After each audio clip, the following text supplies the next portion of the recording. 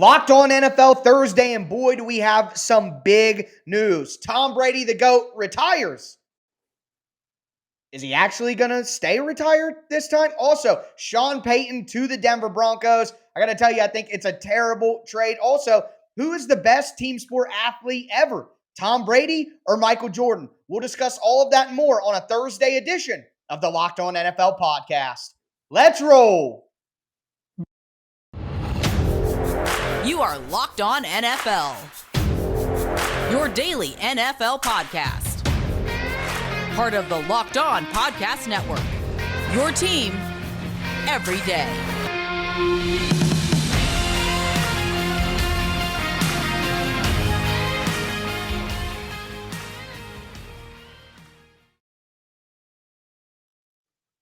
Football fans, today's episode of Locked On NFL podcast is presented by Prize Picks. Prize Picks is daily fantasy made easy. You pick 2 to 6 players, and if they score more or less than their Prize Picks projection, you can win up to 25 times your money on your entry. First-time users can receive a 100% instant deposit match up to $100 with promo code Locked On. That's prizepicks.com. Promo code Locked On. Tom Brady retired. Will he stay retired? We're going to break all that down. I am one of your local experts, Tyler Rowland, here with my co-host, local expert, Alex Clancy. And Alex, that's where I'm going to start the show. Tom Brady retired. He looked like he was about to break down in tears. I guarantee that right after he took that phone down for making that video, he lost it. And I guess I don't blame him. He's given his life and soul to the game and to this profession. It's probably hard to walk away. But the real question, I think, at this point in time is, do you believe him? Do you think Tom Brady actually stays retired?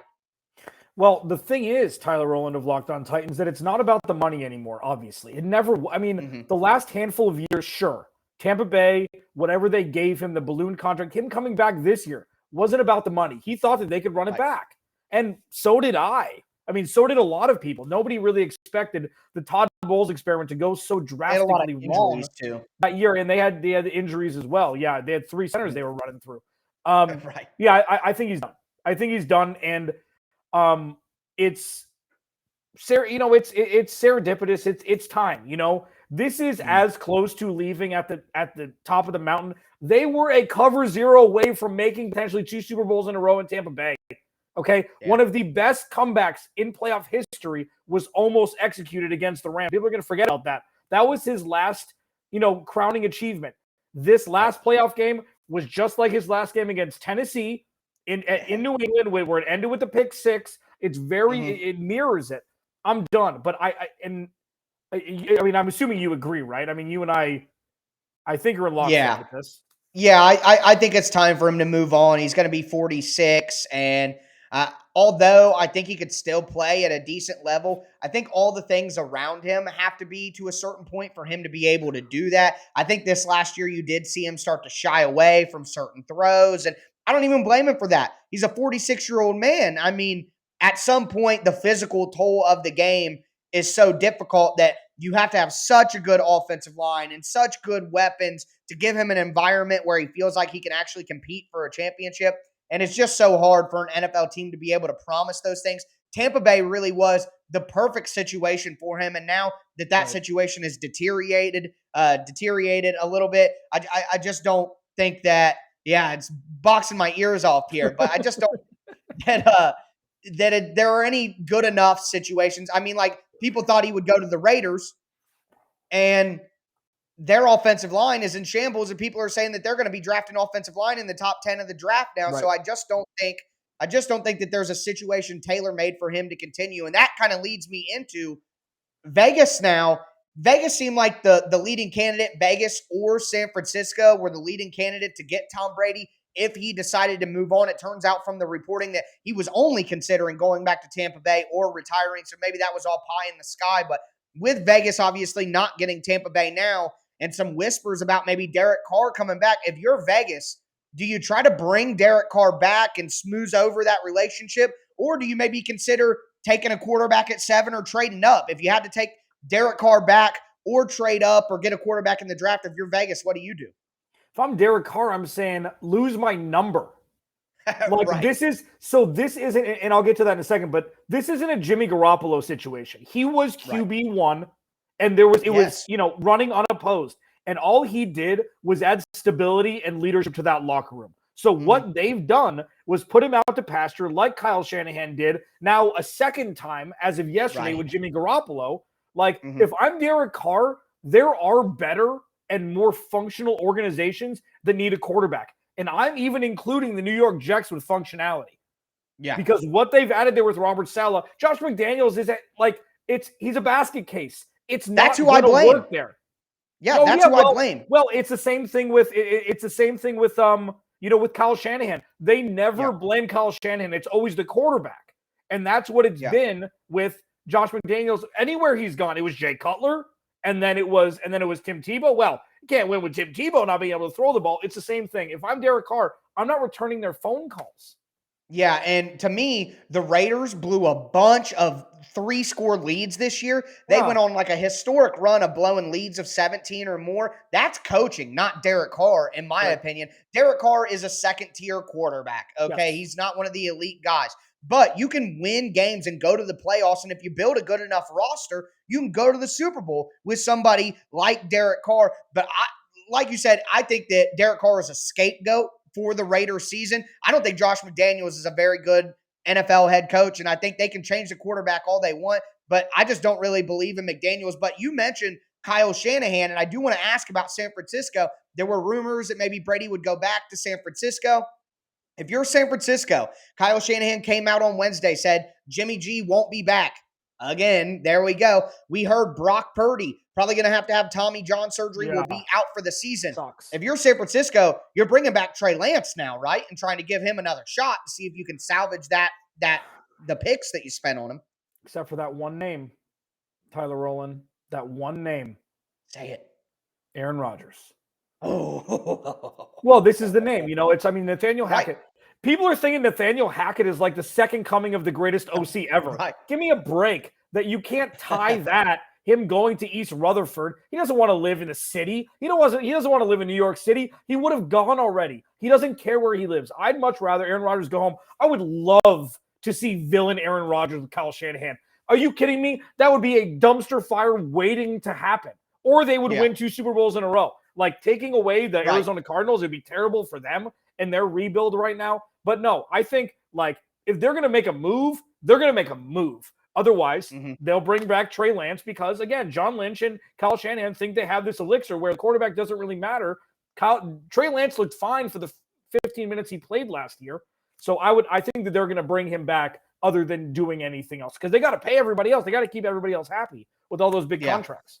It's funny when you were talking about Nathaniel Hackett, I was like just imagining that people around the NFL think Nathaniel Hackett is like the godfather. Like, I'm going to make Aaron Rodgers an offer that he can't refuse. Yeah. He's going to be our quarterback. You know what I mean? Mike McCoy. Not going to happen. It's like Mike McCoy, all these guys that made so much money and got so many jobs off of the shoulders of exemplary quarterbacks. Josh McDaniels is another one.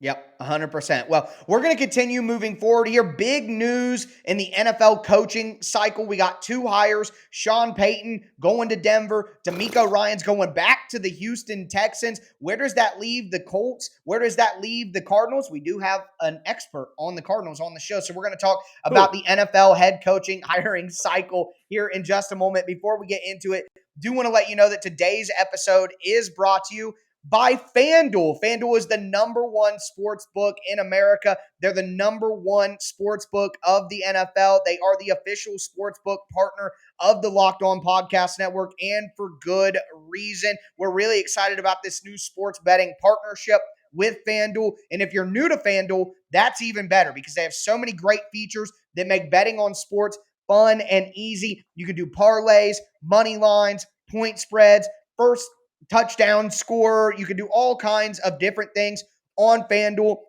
with really good odds. Right now, if you download FanDuel and you bet on Super Bowl 57, you're going to get a no-sweat first bet where you'll get up to $3,000 back in bonus bets, even if your first bet doesn't win. The FanDuel Sportsbook app is safe, secure, super easy to use, and best of all, you can get paid your winnings instantly. So join FanDuel today at FanDuel.com/lockedon to claim your no sweat first bet on Super Bowl 57. That's FanDuel.com/lockedon. Make every moment more with FanDuel, the official sportsbook partner of the NFL.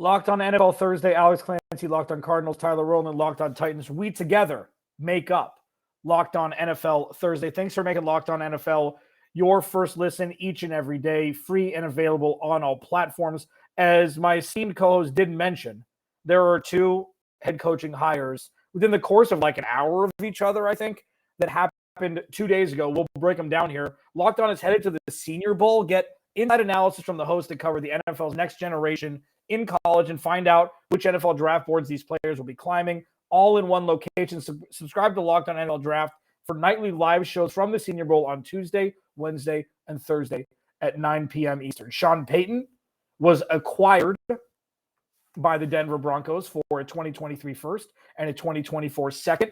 And I believe that the Saints are sending a third round pick to Denver. Yes. Is that right? They're sending a mid-round pick. And DeMeco Ryans signed a 6-year deal to be the next head coach of the Houston Texans. Hopefully, let's hope he makes it past 1 year.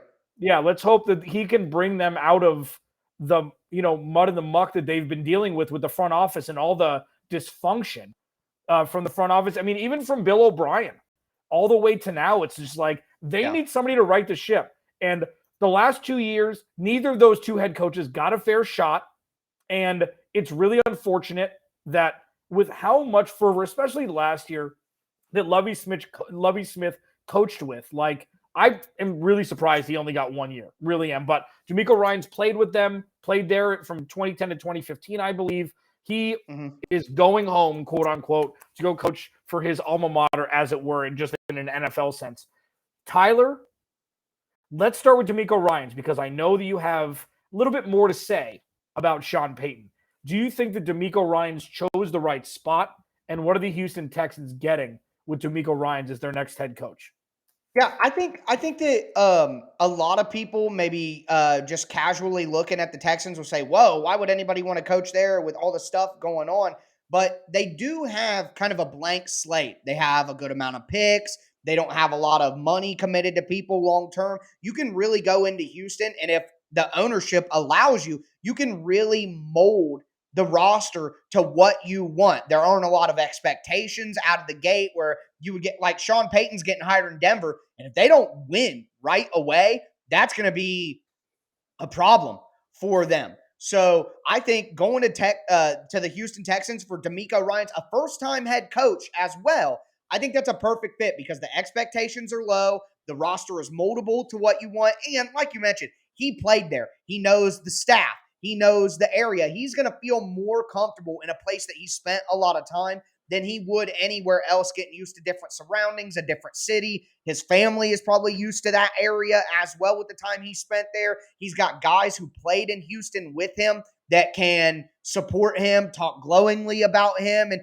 kind of make sure that the public perception doesn't turn on him too quickly. He's going to have a wider range of honeymoon time with the fan base because he was a former player. So I know that there are some issues with Houston, the way they treated previous coaches and all that, but I really do think this is a good move with DeMeco Ryans. He's known as a leader. He's known as a strong guy who can build good relationships, and not being far removed from his playing days, he can really connect to younger players who probably watched DeMeco Ryans play or played with DeMeco Ryans and Madden and stuff like that. So the current state of their roster and his experience, I really do think it's a good fit. And as someone who covers the Titans and is admittedly a Titans fan, this is a good hire for Houston, and it's hard to color it any other way. I like the move.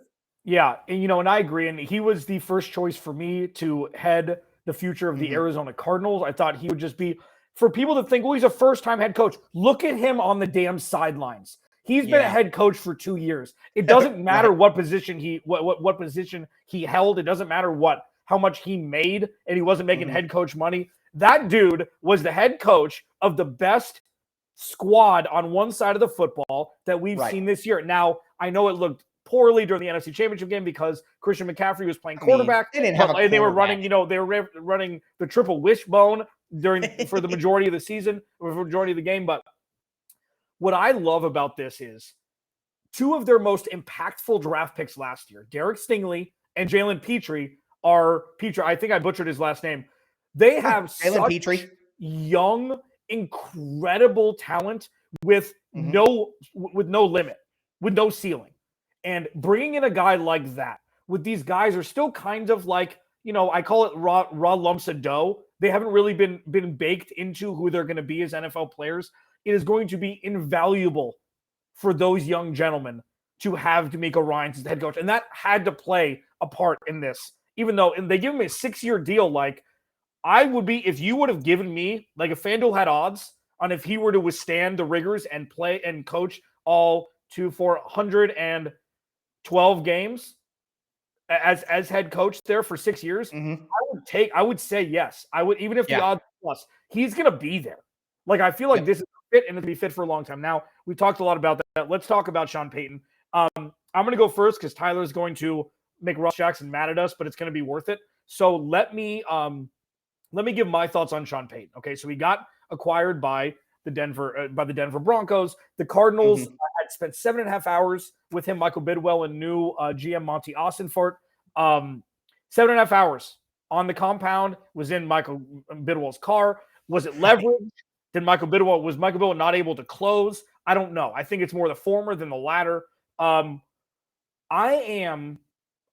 I would have been okay with them trading 2 picks for him, I am now looking at this like, and I was before, Mike McCarthy, Andy Reid. Like, listen, we haven't had that conversation about Andy Reid yet. If they lose this year, we're going to start having that conversation about Andy Reid in some capacity. He's the best of the 3. I'm not going to do this now. Okay. But it's something I've wanted. It's something I've had in my holster for a little bit. I hope we don't have to. But Sean Payton and Mike McCarthy are the same coach. Like, it's Mike McCarthy has been much maligned, but they've done the same stuff. And I'm happy that the Cardinals were able to sidestep this, even though if they were to have hired him, it would have been a necessary evil. I hope this blows up in everybody. I don't ever want bad things to happen. Russell Wilson doesn't deserve Sean Payton. That's what this comes down to, in my opinion. Good luck. Hopefully Sean Payton can mold whatever offensive skill position players they have into some sort of semblance of more than 13 points a game. But I'm fascinated to watch that circus show happen in Denver. Well, so I'm just going to, and this is coming from a guy who, when Russell Wilson got traded to the Broncos, we had a little bit of a locked on roundtable with about 9 hosts, and everybody was kind of like, yeah, good move. But not me. I said no. I'm not convinced that the Broncos are a good team because they got Russell Wilson. And here is what I have to say.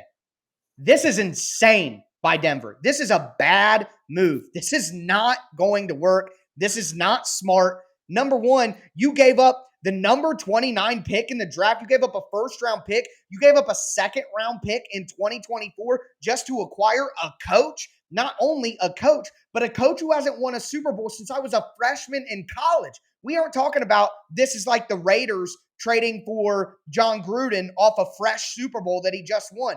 Sean Payton hasn't done a damn thing in the NFL of consequence in 13 years. So what are you trading for here? A guy who's been in the broadcast booth for a while? How did that work for Vegas and Oakland when they brought John Gruden out? To me, to not only they're going to pay him a buttload of money. The reports are that he wants $20 million a year, and maybe it's not that high, but it's going to be over $10 million. And they paid draft picks to do it on top of what they gave up to get Russell Wilson. So you have sunk so much of your assets and your money into 2 guys who are past their prime, over the hill, and are not what you think they are and what you're paying for. This is insane. And you know why something like this happens? Because you get a new owner, and a new owner comes in there swinging the stick, and they want to let everybody know, hey, we're doing something big here. We're making a statement. We're making a big impact. I'm going to let everybody else in the league know that I'm here to win. And they do something dumb. And that's exactly what the Broncos have done. They have doubled down on a person past their prime who wasn't worth what they're giving up to get him. This is not a good move for the Broncos. And I'm willing to say right now, I do not think that it works out. They're still in a division with Patrick Mahomes and Justin Herbert, I don't think they've moved the needle whatsoever. But we're going to move forward here. Go ahead. Let me say one thing, and I don't care. Like, this is fascinating. We only get to talk once a week, and people only get to hear us once a week. So I like to go a little bit longer-winded, especially with conversations like this. And we'll make the last segment a little bit shorter. Don't count on it. Don't count on it. Well, listen, I like talking to my boy. When it comes to something like this, this is what would have happened if Bill Cowher ended up coming out of retirement. Yes. We never saw it. Yes. But Bill Cowher was the big name for what, 3 years? A while. Yeah. And I know he was defensive, but it was the Steelers, okay? The Steelers, since the 60s, have been the poster child for stability. And now the Ravens, are like second. But this is what we would have experienced. This is the new age of somebody saying, you know what, I'll coach again. This is what the Bill Cowher experience would have looked like if Bill Cowher would have come out of retirement to coach all those years ago. For all the old heads, you know what I'm talking about. Locked On NFL Thursday. Alex Clancy, Locked On Cardinals. Tyler Rowland, Locked On Titans. Free and available wherever you get your podcasts, both of our podcasts respectively, and Locked On NFL on YouTube as well. Coming up next, I'm going to let Tyler tease this as we come back, because Tyler ripped my earlobes off before we started the podcast, and I'm going to let him talk, but it's going to be GOAT-centric, and it's going to be really exciting. Next, Locked On NFL Thursday, Prize Picks, 5 times, Prize Picks. This episode of Locked On NFL Thursday is brought to you by, you guessed it, Prize Picks. Prize Picks is daily fantasy made easy, man. You pick 2 to 6 players, and if they'll score more or less in their Prize Picks projection, you can win up to 25 times your cheese on any entry. No competing against other people. It's just you versus the projections available. Prize Picks offers projections on any sport that you watch. This includes NFL for one more game until next season, NBA, Major League Baseball that's right around the corner, NHL, PGA, golf, college football, men's college basketball, women's college basketball, soccer, WNBA, esports, NASCAR, tennis, etc., MMA. Entries can be made in 60 seconds or less. It's that easy. Safe and fast withdrawals. Currently operational in over 30 states and Canada. Download the Prize Picks app or go to prizepicks.com to sign up and play daily fantasy sports. First-time users can receive a 100% instant deposit match up to $100 with promo code LOCKEDON. If you deposit $100, Prize Picks will give you $100. If you deposit $50, Prize Picks, you guessed it, will give you $50. Don't forget to enter promo code LOCKEDON at sign up for an instant deposit match up to $100 buckaroos. Yeah.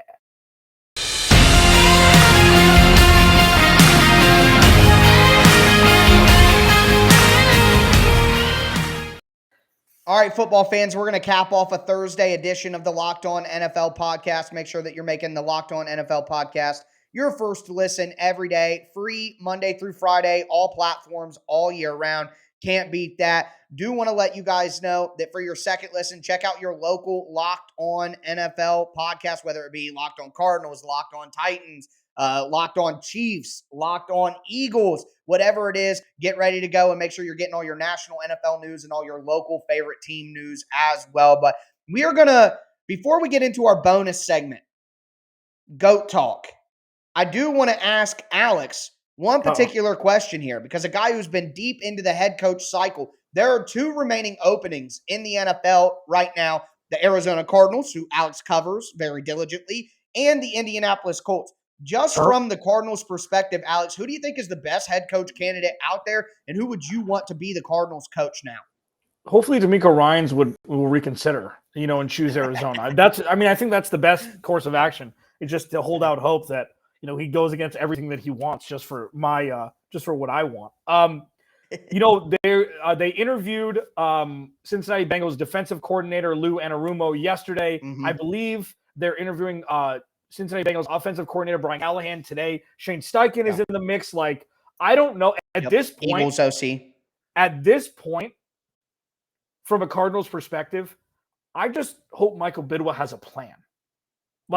Because I said on my podcast yesterday, the Cardinals fans, employees, everybody is in a really rough position where they have to implicitly trust Michael Bidwell, who's been very untrustworthy with decisions made over the last decade. So that's where we are. For me, I would choose Lou Anarumo because he did more with less Brian Callahan had a Madden on easy offense. Now, that's not to say he didn't do a great job, but if you're trying to bring that offense with Joey B to Kyler And he Murray, didn't call the plays. right? Like that was a glamour Mike McCoy position. Even though I think Mike McCoy called the plays when he was with Peyton Manning, I would take Lou Anarumo and just run, hire a veteran OC and giddy the hell up into the future. But that would be for me. Yeah. I mean, Shane Steichen's interesting, but again, the Eagles are so stacked that it's really hard. It's really hard to decipher who's a great OC or DC and who's just been a positive victim of their surroundings. Yeah, that makes sense. And for the Colts, I mean, who knows what's going on there? We're getting reports that Jim Irsay isn't even in interviews, but he's dictating that Jeff Saturday get a seat at the table. I know that they've talked to a bunch of different guys. They're looking to talk to some of those Bengals coordinators as well. They've talked to Rich Bisaccia, who was with the Raiders for a while. I know Jonathan Gannon is maybe an option there. I know that people in Indy want Raheem Morris a lot, the defensive coordinator from the Colts, so that could all make sense. But we're going to cap off today's show with a little bit of a bonus segment for you guys. With Tom Brady retiring, you could throw in LeBron James, which is what Alex wants to do. That's not true. Don't mouth me. I think the debate here is who is the best team sport athlete in American history. Is it Michael Jordan or is it Tom Brady? I'm just going to say this. Michael Jordan was as dominant and just as all-encompassing as any player ever. And we're talking about who is the best team sport player. But if you talk about the most impactful American athlete of all time, globally speaking, it's by far Michael Jordan with what he did to grow the game of basketball, with what he did to grow sponsorships of athletes and how they're used by companies and how those partnerships are created. The Air Jordan brand, his impact on fashion, his impact on marketing and advertising, his impact on sports and basketball in general globally. Michael Jordan has had the biggest impact on the world of any American athlete ever. But Alex, we both agree Tom Brady is the best team sport athlete in America, and I'll let you explain why you think that. Yeah, and I agree. But I will say, Michael Jordan wasn't like the catalyst to become global. It was David Stern, okay? David Stern wanted to globalize the game, and the dream team was the ticket. Michael Jordan was the best player in the league then. He's still the best player of all time. Fine, we're not going to debate that. Michael Jordan was kind of a jerk. Like, with team atmosphere. A lot of athletes are jerks. Yeah, but not all athletes are in this conversation as the greatest team athlete of all time. Yeah, I know. I got a co-host who's one, kind of. Even though the sweetest man alive, I just called a jerk, which is Tom Brady was liked by more of his like Michael Jordan. Tom Brady's never punched one of his teammates. I feel like Tom Brady, even though he threw his tissy fits, he broke a lot of tablets. Yeah, he screamed at his teammates every game. Yeah, because he wanted the best out of them, okay? With Tom Brady, it's just there was more synchronicity. And I think, all joking aside, it's really hard to compare basketball with constant fluid motion with only 5 people on the court to play both sides, and football, which is the slowest sport per play. I mean, it blows baseball out of the water, the slowest sport per play. It's hard to compare to the other, but I think it's Tom Brady, and I can't really explain why. It just is. When you watch movies, one's better than the other. Just like I can't explain why this one's just better. I think it's just better. His story's better also. With the draft pick and all that. I mean, Jordan's is pretty good too, but I have a few things. One, football is a harder game, in my opinion, than basketball. It's harder on your body.